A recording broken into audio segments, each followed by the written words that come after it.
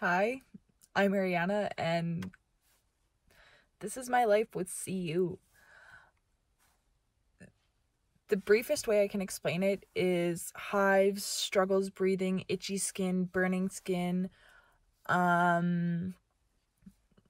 just not the best. It's because of temperature change to a colder temperature.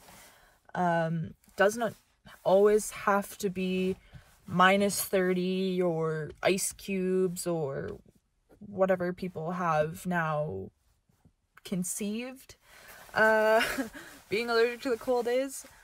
I can be out in +30 weather and a breeze can come along and I can start breaking out in hives.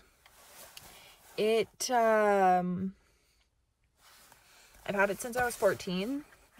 A lot of people say, oh yeah, you go through puberty, you age out the allergy, whatever.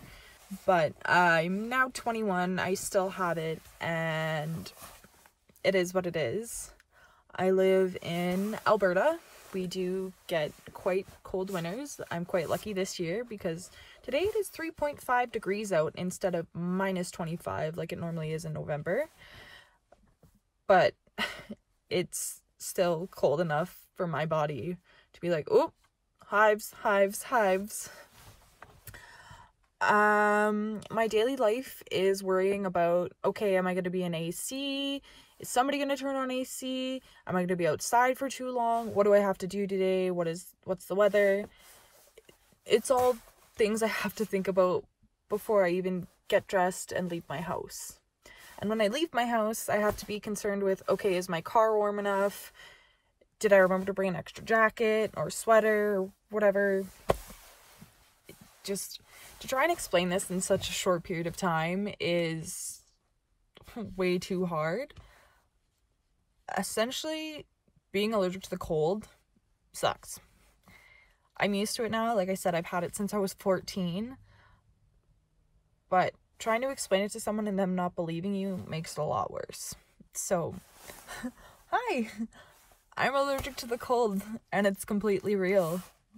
I'm Arianna, and I'm the person you just read about in the article. I have CU, CIU, or as I like to call it, is I'm allergic to the cold. Daily life of someone with CU is, okay, how cold can it potentially be today? How many layers do I have to wear? What are my daily plans? How long do I plan to be outside? Do I plan to be outside? Am I going to be in an air-conditioned space? Are my friends going to turn on AC in their car? It's all thoughts I have to process within the morning before I even leave my house. Most of the time it's like mittens, toques, whatever. I'm not a huge fan of gloves because when I'm driving, I find my hands slip on the wheel. So instead I have this wonderful wheel cover that seems to work well for me. As you've read the article, you've heard I live in Edmonton, Alberta, and I've been grateful this year. It's late November, and as you can see, there's not a whole lot of snow. So this is kind of a dream for me. I think it's 3.5 degrees Celsius right now, which once again is not normal. Normally it's about -25 by now, and at that point, going outside for 5 minutes is extremely risky if I'm not wearing enough layers. But even then, when I'm wearing enough layers, I can feel it in my lungs. And yes, everyone can feel it in their lungs, but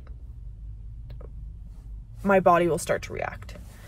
And it's the heavy weight on the chest, struggling to breathe, and my anaphylactic shock isn't instant.